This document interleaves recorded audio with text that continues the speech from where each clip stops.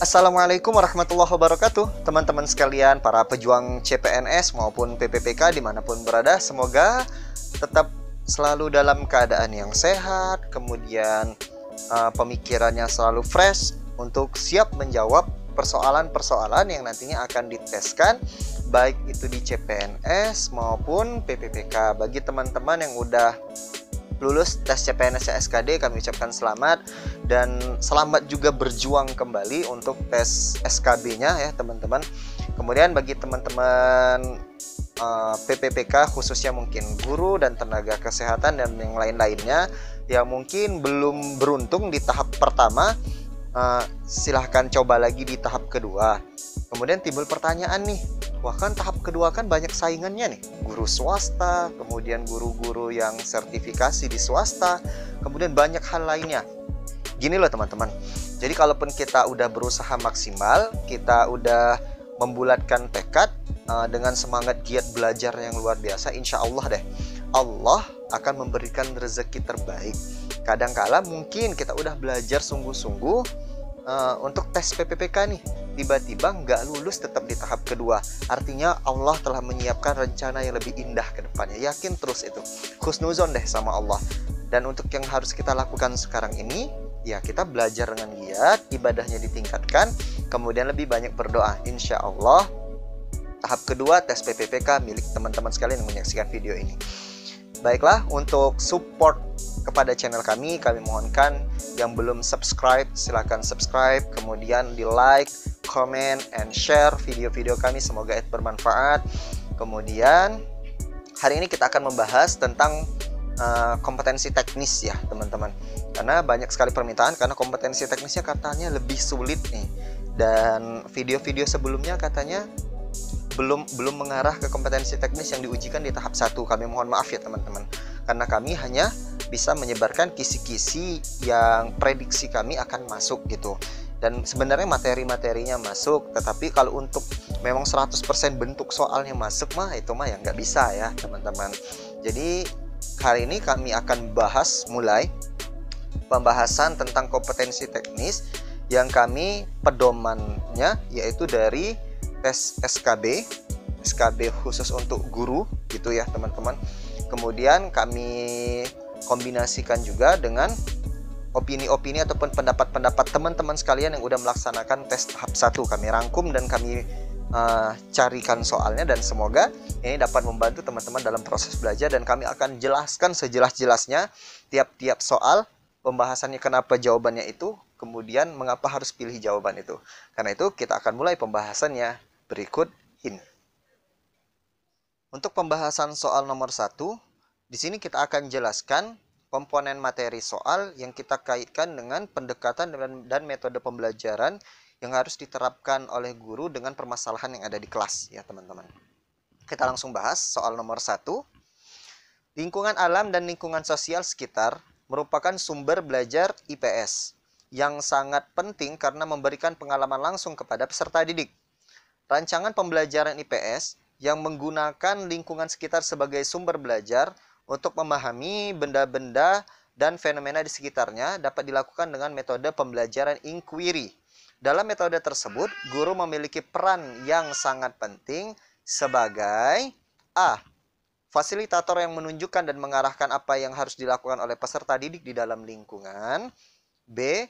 Manajer yang mengatur dan mengelola sumber belajar, waktu, dan mengorganisir kelas dalam kegiatan belajar di dalam lingkungan. C. Administrator yang bertanggung jawab terhadap kegiatan di lingkungan sekitar sekolah. D. Motivator yang memberikan rangsangan kepada siswa agar dapat berpikir dengan aktif dan kreatif untuk mempelajari benda-benda yang ada di lingkungan sekitar. E. Sumber informasi yang memberikan penjelasan dan informasi berkaitan dengan fenomena yang ada di lingkungan. Kalau kita bahas opsi jawabannya, teman-teman, sebenarnya ini termasuk semuanya itu adalah metode pembelajaran inquiry. Tapi kalau kita bahas tadi soalnya itu adalah metode tersebut guru memiliki peran yang sangat penting sebagai. Jadi kita fokuskan dulu, fokusnya itu adalah peran guru. Nah, jadi kalau kita ketemu dengan soal yang panjang seperti ini ya teman-teman, yang kita lakukan pertama itu jangan baca soalnya itu dari awal, tapi baca dulu perintah soalnya itu yang ada di akhir. Kayak ini kan jelas nih, peran guru itu dalam metode inquiry itu apa sih? Nah, gitu. Jadi sebenarnya yang di atasnya yang ribet tadi, sebenarnya itu tuh nggak penting untuk dibaca, teman-teman. Jadi kita baca dulu pokok soalnya. Jadi kalau udah ketemu, guru perannya itu apa dalam metode pembelajaran inquiry. Oke, inquiry itu artinya tuh pendekatan yang bagaimana kita menyajikan masalah untuk dipecahkan ya, teman-teman. Oke, kita bahas. Kita bahas sejelas-jelasnya ya. Yang pertama, sebenarnya dalam pendekatan inquiry, guru itu tidak berperan sebagai sumber belajar. Ingat, guru itu bukan sumber belajar. Karena kegiatan belajar yang paling utama adalah melakukan penyelidikan terhadap benda-benda dan fenomena alam. Jadi, inquiry itu bukan berarti siswa itu mendapatkan informasi jawabannya bukan dari guru, tetapi dari pengamatan terhadap benda gitu. Jadi misal Bu Guru nih sedang menyajikan luas wilayah misalkan Sumatera gitu. Nah, kalau misalkan Ibu Guru yang menjelaskan, oh jadi luas wilayah Sumatera itu adalah sekian, sekian, sekian, sekian. Nah, itu bukan metode inquiry. Kemudian bagaimana sih metode inquiry-nya? Artinya, misal diberikan peta nih, ditampakkan peta, kemudian siswa tersebut diminta untuk memperhatikan peta. Nanti di sana ada bandingan skalanya, misal 1:100.000 kilometer ataupun berapa seperti itu. Nah, ini merupakan salah satu metode inquiry gitu ya, teman-teman. Ingat, guru itu bukan sumber belajar. Artinya, yang E pasti jawabannya adalah bukan ya, teman-teman. Udah ketahuan langsung E bukan jawabannya. Kemudian, dalam kegiatan tersebut, peserta didik itu didorong untuk mencari pengetahuan dengan cara melakukan pengamatan terhadap fenomena ataupun benda-benda tertentu. Nah, tadi, jadi misalkan ada fenomena yang terjadi, misal nih, kayak sekarang lagi musim virus COVID-19 nih. Nah, jadi siswa diminta untuk menganalisis dari berita-berita yang ada. Nah, ini merupakan pendekatan inquiry. Jadi, guru itu hanya sebagai fasilitator gitu, motivator gitu, seperti itu teman-teman. Jadi, kalau udah kita bahas seperti itu, jadi guru itu fungsinya untuk apa sih? Yang pertama, guru itu berperan sebagai manajer ataupun yang mengatur ya teman-teman. Kemudian yang kedua yaitu berperan sebagai motivator. Artinya yang memberikan pengarahan lebih baik gitu. Kemudian yang selanjutnya administrator. Artinya yang menyediakan sumber-sumber belajarnya, bukan menjadi sumber ya, yang menyediakan seperti itu. Kemudian sebagai fasilitator. Artinya guru itu memberikan hal yang terbaik untuk berjalannya skema pembelajaran inquiry tersebut. Oke, kita bahas. Jadi pembelajaran inquiry itu memiliki sintak, yaitu yang pertama penyajian masalah. Setelah itu yang kedua harus ada verifikasi data. Kemudian yang ketiga melakukan eksperimen. Yang keempat merumuskan penjelasan. Yang kelima melakukan analisis data. Jadi itu urutannya ya teman-teman, dari masalah itu disajikan ataupun dikemukakan, kemudian diverifikasi data ini. Apakah data ini valid atau tidak, seperti itu ya teman-teman. Kemudian melakukan eksperimen, penelitian, kemudian merumuskan penjelasannya. Setelah itu baru melakukan analisis data. Jadi tugas utama guru yang itu yang pertama, merancang kegiatan belajarnya.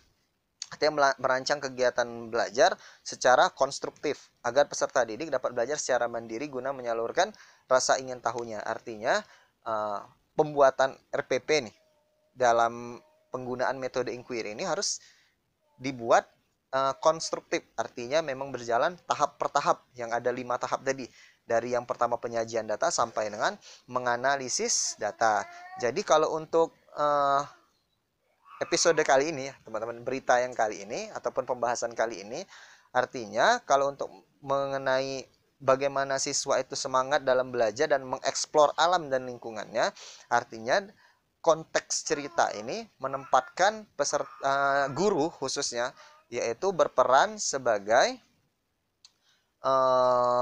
dalam metode inquiry itu, yaitu di luar kelas adalah untuk mengatur, menunjukkan dan mengarahkan apa yang harus dikerjakan oleh peserta didik di dalam lingkungan tersebut. Jadi otomatis jawaban yang paling sesuai adalah yang A, yaitu sebagai fasilitator yang menunjukkan dan mengarahkan apa yang harus dilakukan oleh peserta didik di dalam lingkungan tersebut. Soal nomor 2, Ibu Suti adalah seorang guru SD yang mengajar IPS di kelas 5. di SDN Ciputat 7, Kecamatan Ciputat, Kota Tangerang Selatan, Provinsi Banten. Pada pembelajarannya di kelas, Ibu Suti memberikan kartu yang berisi pertanyaan dan kartu yang berisi jawaban. Langkah-langkah berikutnya, Ibu Suti membagi kelas menjadi 3 kelompok, di mana kelompok pertama bertugas untuk membawa kartu-kartu yang berisi pertanyaan, kelompok kedua bertugas membawa kartu yang berisi jawaban, dan kelompok ketiga bertugas sebagai penilai. Dilihat dari proses pembelajarannya, Ibu Suti telah melaksanakan model A. Mencari persamaan konsep, B. Bertukar pasangan, C. Menyatukan gagasan atau ide, D. Merumuskan jawaban, E. Mencari pasangan. Cari jodoh ya. Oke, kita bahas ya teman-teman. Jadi sebenarnya apa sih itu model pembelajaran? Kita harus tahu dulu nih.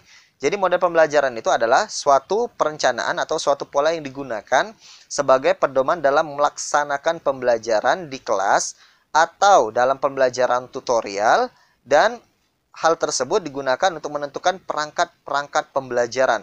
Itu termasuk dalam bukunya, film, komputer, seluruh media pembelajaran itu termasuk dalam model pembelajaran. Bagaimana cara kita menempatkannya. Nah, itu adalah model pembelajaran. Jadi kita bahas. Jadi kalau menurut Joyce Weil dalam bukunya tahun 2014 yang menyatakan bahwa setiap model pembelajaran itu mengarahkan kita untuk mendesain pembelajaran untuk membantu peserta didik sedemikian rupa untuk memahami pembelajarannya. Nah, jadi model pembelajaran itu adalah salah satu alat dalam proses pembelajaran yang membantu kita sebagai guru untuk membimbing peserta didik untuk memahami apa yang akan dipelajarinya pada saat itu ya teman-teman. Jadi model pembelajaran itu pada dasarnya banyak bentuk ya. Jadi ada yang sifatnya gambar sampai dengan akhir yang disajikan di kelas. Nah, itu merupakan salah satu model pembelajaran. Jadi ada yang bersifat gambar, ada yang bersifat teori, ada yang bersifat kisah. Nah, itu merupakan bagian dari model-model pembelajaran. Kemudian model pembelajaran itu merupakan bungkus ataupun bingkai dari penerapan suatu pendekatan. Nah, jadi kalau misalkan kita bahas tadi di atas ada pendekatan inquiry, gitu ya teman-teman. Bisa jadi misal model pembelajarannya menggunakan contextual teaching learning gitu, ataupun menggunakan metode pembelajaran problem solving gitu. Nah, yakin kalau guru-guru mungkin udah banyak yang paham itu ya teman-teman. Oke, selanjutnya salah satu model pembelajaran itu ada namanya make match. Adalah teknik mengajar dengan mencari pasangan. Nah, salah satu keunggulannya adalah siswa belajar sambil menguasai konsep ataupun topik dalam suasana yang menyenangkan. Dan salah satu model pembelajaran make a match ini yaitu pembelajaran yang mana tekniknya mengajarnya dengan mencari pasangan melalui kartu pertanyaan dan jawaban yang harus ditemukan dan didiskusikan oleh pasangan siswa tersebut. Jadi model pembelajaran yang paling sesuai dengan pembahasan nomor 2 ini adalah make match atau mencari pasangan. Jadi otomatis jawabannya adalah yang E, mencari pasangan. Nah, jadi sebenarnya kuncinya untuk soal nomor 2 ini teman-teman. Jadi teman-teman memang benar-benar harus menguasai ya apa-apa jenis metode pembelajaran dan dikhususkan untuk menangani masalah apa yang ada di kelas seperti itu. Semoga paham ya untuk soal nomor 2. Kita lanjut ke soal berikutnya. Kita lanjut ke soal nomor 3. Untuk mengajarkan siswa materi peninggalan kerajaan Hindu-Buddha secara langsung dapat dilakukan oleh guru dengan cara A. Membawa gambar peninggalan sejarah di kelas, B. Melakukan studi lapangan ke situs sejarah, C. Menggunakan media film dokumenter sejarah, D. Membuat replika peninggalan sejarah, E. Menonton film kolosal di bioskop. Oke, kita bahas ya teman-teman. Ingat soalnya tadi, untuk mengajarkan siswa materi peninggalan kerajaan Hindu-Buddha secara langsung. Tuh, secara langsung ya teman-teman.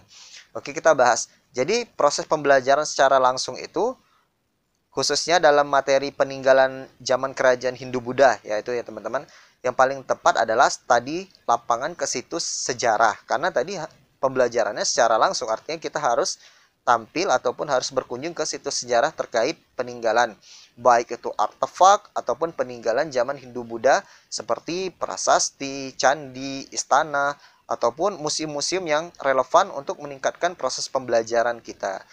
Jadi yang paling sesuai jawabannya yaitu yang B, melakukan studi lapangan ke situs sejarah. Kita bahas soal nomor 4, teman-teman. Saya harap tetap semangat ya.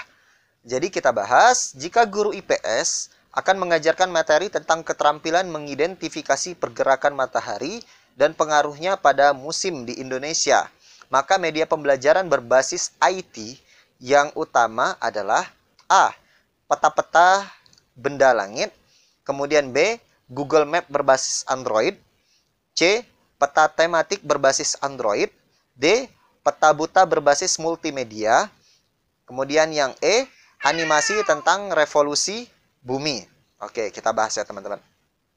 Jadi media pembelajaran yang berbasis IT itu sebenarnya digunakan untuk mengembangkan keterampilan dalam mengidentifikasi ataupun menemukan suatu pergerakan.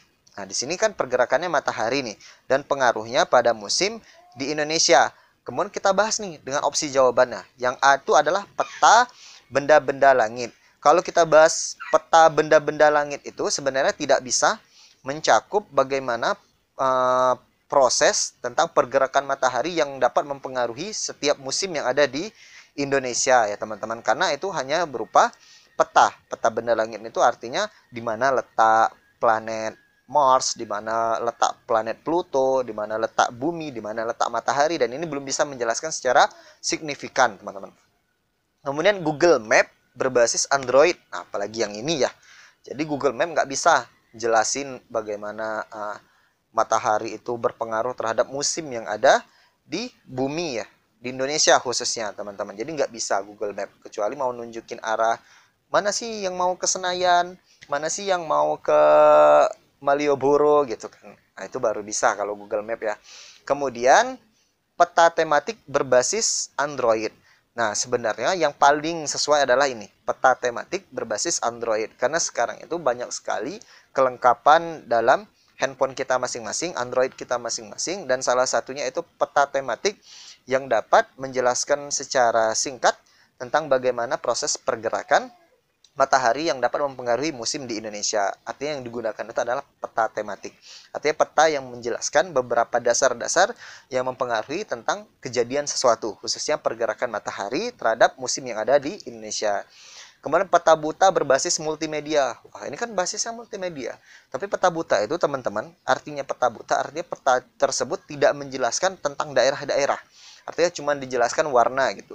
Jadi peta kosong, kemudian bentuknya itu seperti kayak Sumatera, tapi nggak dijelaskan itu Sumatera ataupun letak spesifik daerah-daerah yang ada di Sumatera. Itu namanya peta buta. Kemudian animasi tentang revolusi bumi. Nah, animasi ini tidak bisa menjelaskan secara konkret karena sifatnya animasi ya teman-teman. Artinya ketika kita sifatnya animasi tidak bisa memberikan penjelasan secara faktual. Artinya masih konsepnya pasti abstrak karena animasi bentuknya.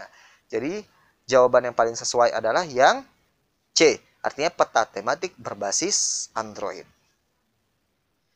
Lanjut ke pembahasan soal nomor 5.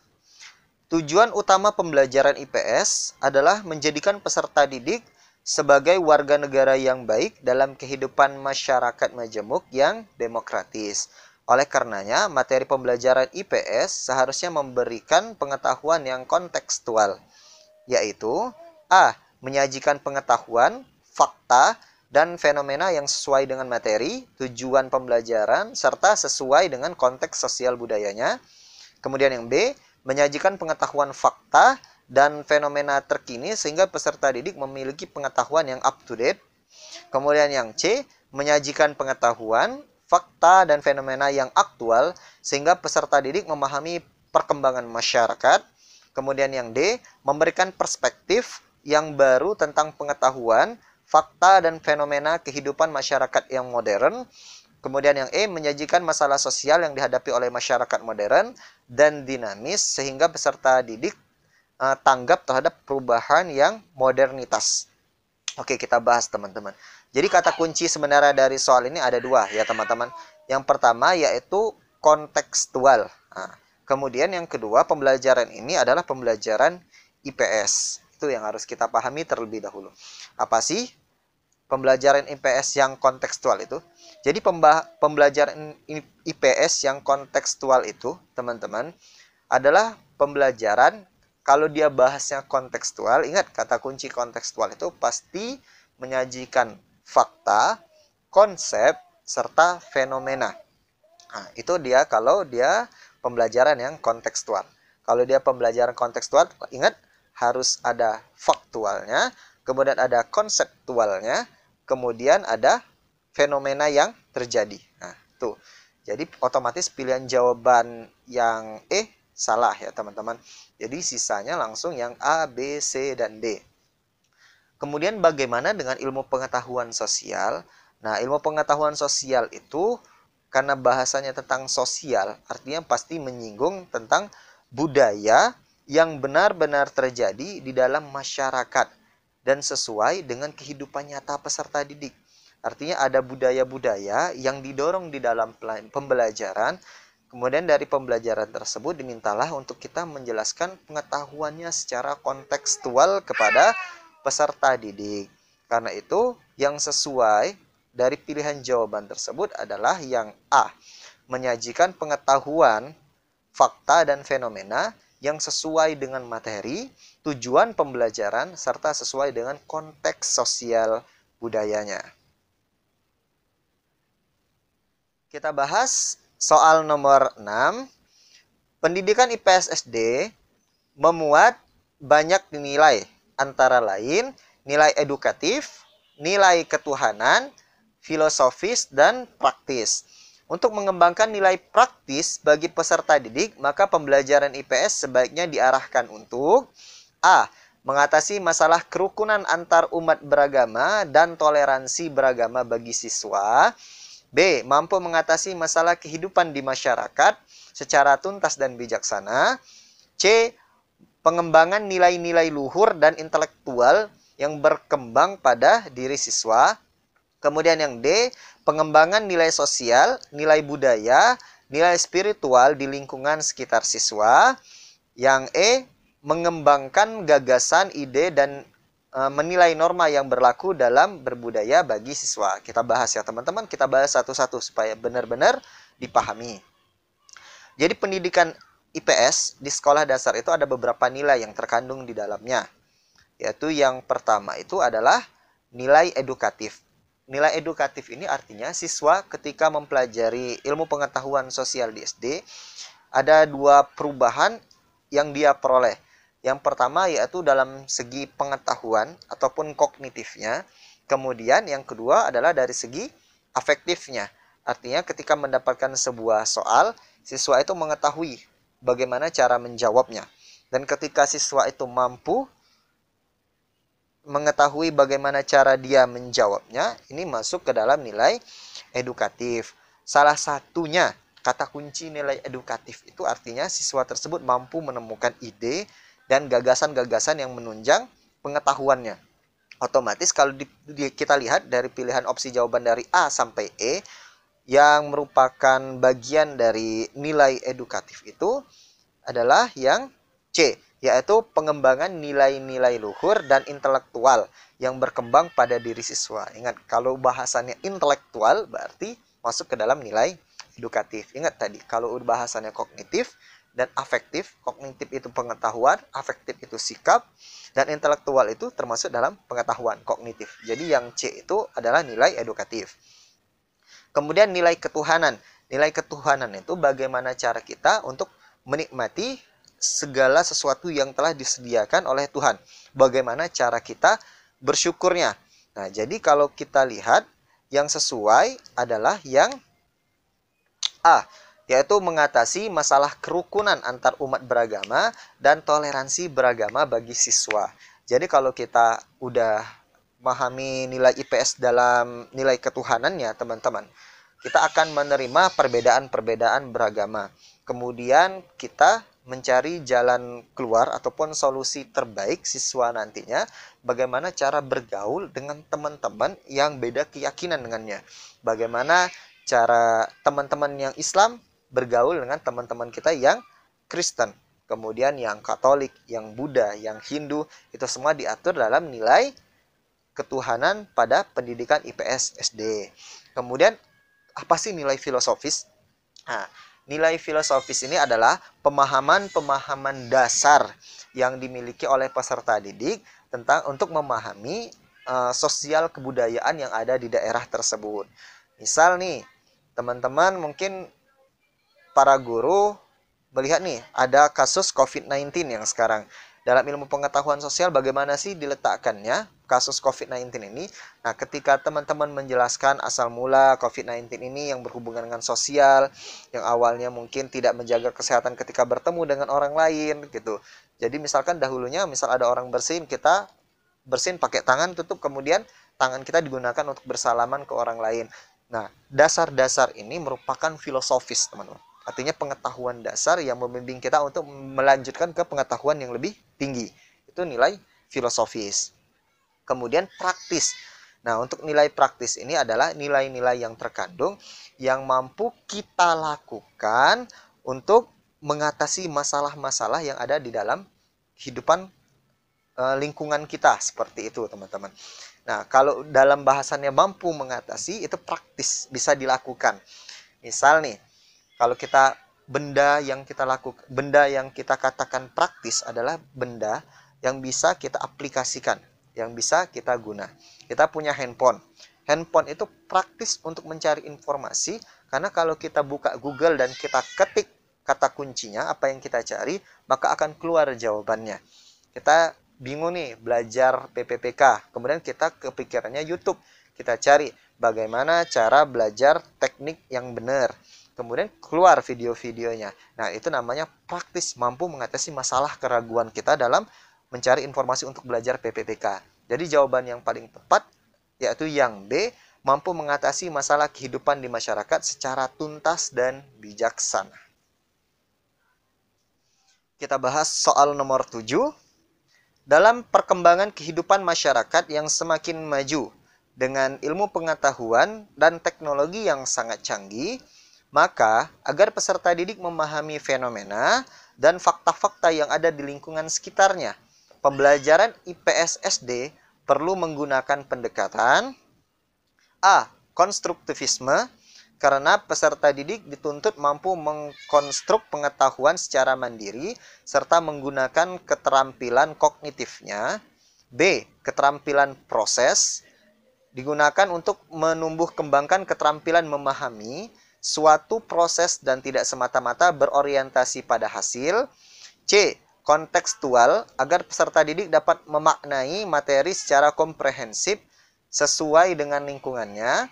D. Kooperatif, sehingga peserta didik mampu bekerja sama dengan orang lain dalam lingkungan masyarakat yang plural dan demokratis. Kemudian yang E. Pendekatan meluas, yang memberikan perspektif dan paradigma yang luas sehingga terbuka terhadap perkembangan dan kemajuan. Kita bahas ya, teman-teman. Mungkin kalau guru-guru yang udah senior, mohon maaf yang sebesar-besarnya, udah mulai pusing ya kalau dengar kata-kata kayak konstruktivisme, kontekstual, kooperatif, kemudian perspektif, paradigma, kemudian yang lain hal sebagainya. Jadi kita bahas dengan yang lebih sederhana ya, teman-teman. Kalau kita perhatiin, soal nomor 7 ini sebenarnya pendekatan apa yang digunakan agar pembelajaran IPS SD itu mampu untuk selalu update tentang pengetahuan-pengetahuan yang bersifat teknologi yang makin canggih, kemudian mampu memahami fenomena dan fakta-fakta yang ada di lingkungan sekitarnya. Artinya bagaimana peran IPS SD itu dalam memahami segala kondisi yang ada. Kita bahas satu-satu ya, teman-teman. Jadi pendekatan yang pertama yaitu konstruktivisme. Jadi pendekatan konstruktivisme itu adalah pendekatan yang berfokus pada pengetahuan ataupun ranah kognitif. Kalau teman-teman baca, konstruktivisme ini adalah peserta didik dituntut mampu mengkonstruk pengetahuannya secara mandiri serta menggunakan keterampilan kognitifnya.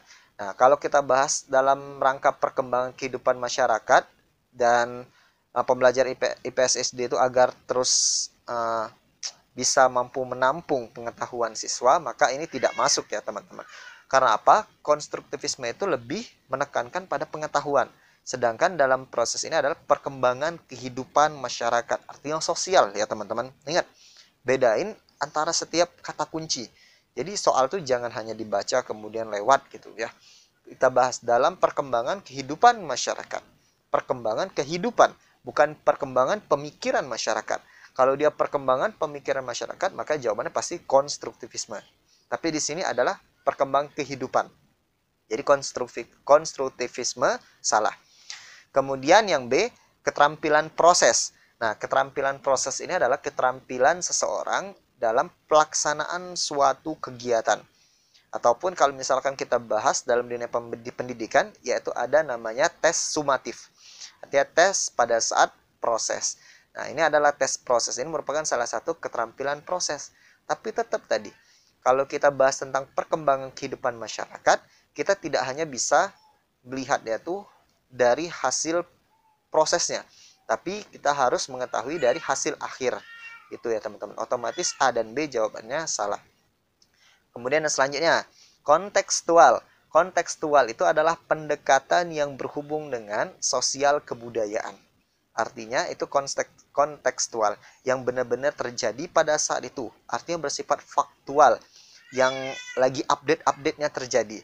Nah, ini yang paling sesuai kalau kita bahas perkembangan kehidupan masyarakat yang semakin maju, berarti ada zamannya. Kemudian dengan ilmu pengetahuan dan teknologi yang sangat canggih, artinya ada tingkah lakunya, ada yang canggihnya. Maka peserta didik memahami fenomena. Fenomena itu artinya faktual. Ada yang terjadi, benar-benar terjadi, faktual gitu. Otomatis jawaban yang benar adalah yang C, kontekstual. Agar peserta didik dapat memaknai materinya secara komprehensif sesuai dengan lingkungannya. Kemudian kita bahas nih sekalian ya. Yang D, kooperatif. Kalau bahas kooperatif itu lebih ke bagaimana cara siswa itu bekerja sama dalam menemukan masalah. Dan di sini tidak dijelaskan bahwasanya siswa itu harus bekerja sama. Artinya kooperatif itu bukan. Kemudian pendekatan meluas yang memberikan perspektif dan paradigma. Nah, pendekatan meluas itu sebenarnya pendekatan yang memang jarang banget dipakai. Artinya pendekatan itu dari kita bahas satu materi sederhana, kemudian diminta untuk menyimpulkannya secara umum. Nah, misal kita tahu bahwasanya gula itu manis. Nah, ketika gula itu manis, kita gunakan pendekatan meluas, artinya gula tersebut dapat nantinya dari hanya gula dapat dibikin menjadi kue yang juga manis. Dan proses itu merupakan pendekatan meluas. Bagaimana dari gula menjadi kue yang manis, seperti itu. Jadi semoga memahami untuk soal nomor 7. Kita berlanjut ke soal selanjutnya. Tiba kita di soal yang terakhir. Semoga teman-teman masih dalam keadaan semangat yang luar biasa untuk menyimak seluruh pembahasan pembelajaran kita pada kali ini. Soal nomor 8. Lokasi sekolah yang berada di dekat pasar sangat mendukung untuk dipergunakan sebagai sumber belajar dalam kegiatan pembelajaran IPS khususnya tentang A. Bentuk dan kontur permukaan bumi, B. Kegiatan memenuhi kebutuhan, C. Interaksi manusia di masa lampau, D. Lembaga-lembaga ekonomi modern, E. Kegiatan jual beli secara langsung. Kalau kita bahas seluruh opsi jawaban itu benar teman-teman. Nah, kita bahas dulu. Dalam bukunya Muhammad Effendi pada tahun 2009 sebenarnya menyatakan bahwasanya lingkungan dalam proses belajar itu adalah segala sesuatu gejala alam yang terjadi di sekitar kita yang berhubungan baik itu dari segi biotik ataupun faktor yang hidup maupun abiotik, faktor yang tidak hidup, di mana lingkungan tersebut bertugas sebagai stimulus dan individunya bertugas sebagai responnya, seperti itu teman-teman. Artinya lingkungan itu memberikan rangsangan tentang apa yang harus kita pelajari. Karena itu kalau kita bahas tentang IPS, banyak sekali yang benar-benar harus kita pelajari. Misal sejarah Majapahit.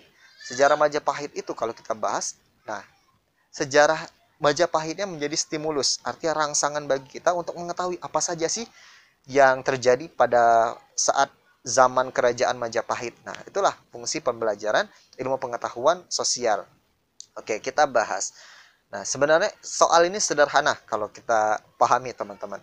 Tapi karena kelihatannya susah dan mungkin nantinya ditekan oleh waktu, jadi kelihatannya menjadi sulit. Kalau kita bahas nih, karena kata kuncinya pasar, kita harus mengetahui apa itu pasar. Pasar itu adalah proses transaksi jual beli. Nah, jadi setiap pembelajaran itu, ingat, pembelajaran itu harus kontekstual, harus aktual, harus bersifatnya nyata. Atau artinya pembelajarannya itu tidak bisa bersifat abstrak. Gak bisa hanya dibayang-bayangin, oh pasar itu ini. Ataupun keluar dari arti yang sesungguhnya, itu tidak boleh dalam proses pembelajaran. Jadi kalau kita udah tahu pasar itu tempat transaksi jual beli, tinggal dicari pilihan jawaban yang sesuai dengan kegiatan jual beli. Artinya yang E, kegiatan jual beli secara langsung. Alhamdulillahirrabbilalamin, teman-teman udah selesai 8 pembahasan kita.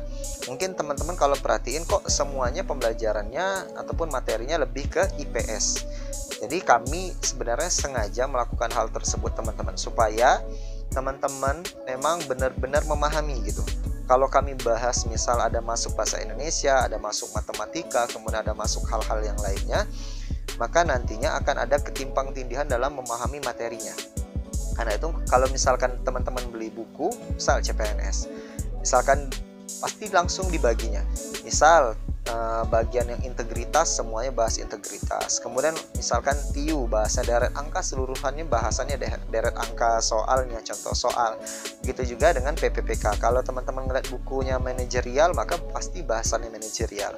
Karena itu kami memberikan videonya seperti ini. Jadi kalau misalkan IPS, jadi kami bahas tentang IPS. Kalau misal nih teman-teman ada saran, Kak bahas tentang misal bahasa Indonesianya, Kak bahas tentang apanya gitu, tentang pembelajaran kira-kira untuk teknis bahasa Indonesia, teknis IPA, teknis apa, insya Allah akan kita usahakan ya teman-teman. Cukup untuk video kali ini. Semoga teman-teman sekalian lulus untuk menjadi anggota ASN, khususnya PPPK tahun 2021. Bagi yang belum berjuang di tahap 1, tetap semangat berjuangnya. Bagi yang udah berjuang tapi mungkin belum rezekinya, lebih semangat untuk belajarnya, dan semoga di tahap kedua merupakan rezeki teman-teman sekalian. Kalau ada pertanyaan silahkan DM di Instagram kami, atau bisa kunjungi Facebook kami, mungkin sebagian udah punya, atau bisa juga dengan tulis di komentar di bawah video kita kali ini. Saya Ruli Gusmanto, kami akhiri. Assalamualaikum warahmatullahi wabarakatuh. Terima kasih sudah menonton video kami. Sebagai bentuk dukungannya, kami mohon untuk subscribe channel kami. Terima kasih.